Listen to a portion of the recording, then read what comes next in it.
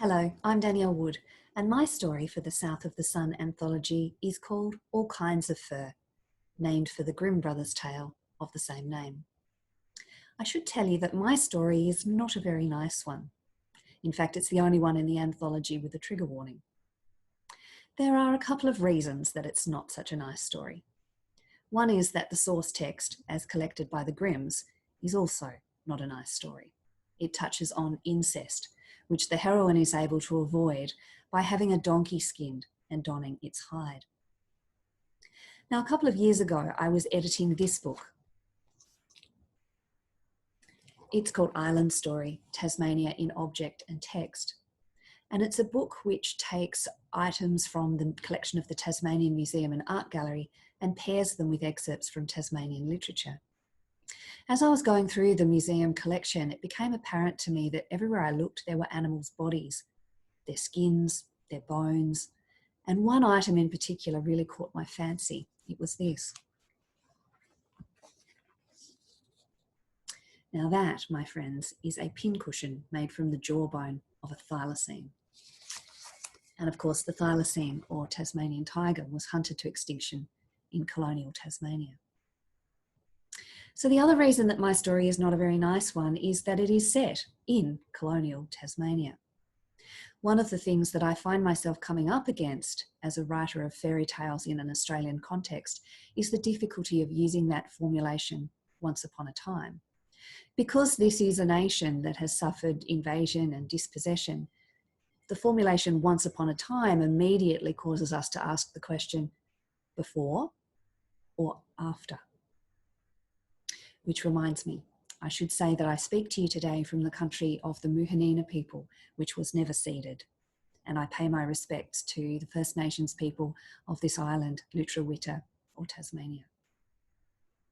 So all of that said, I'm going to read you just a small excerpt from my story, All Kinds of Fur.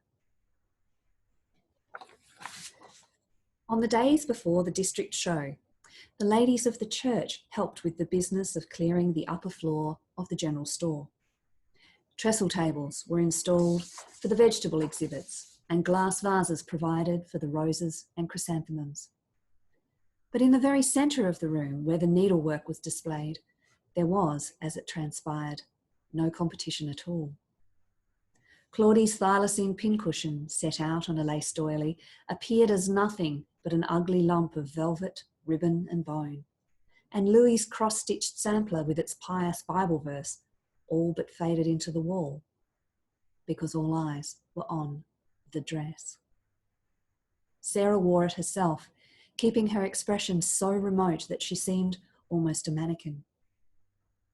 Around and around her, people circled and admired the garment.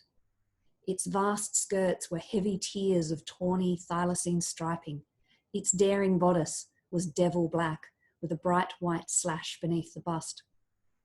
At her throat she wore a striated ribbon of bandicoot fur, and dangling from this was an arrangement of bettong tails. Her headdress was studded with echidna quills, and her above-the-elbow gauntlets were fashioned from the double soft pelt of a platypus. Not even when William Cleveland came at last to the exhibition did Sarah allow her gaze to soften, but kept her eyes fixed on a point on the wall.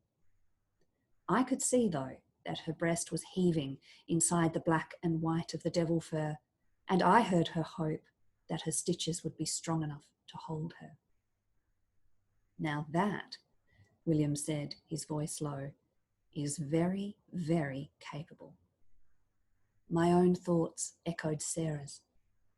Capable of what? So I do hope you enjoy the beautiful anthology that is South of the Sun, and that even if All Kinds of Fur does prove a difficult read for you, you'll be challenged and provoked by its content.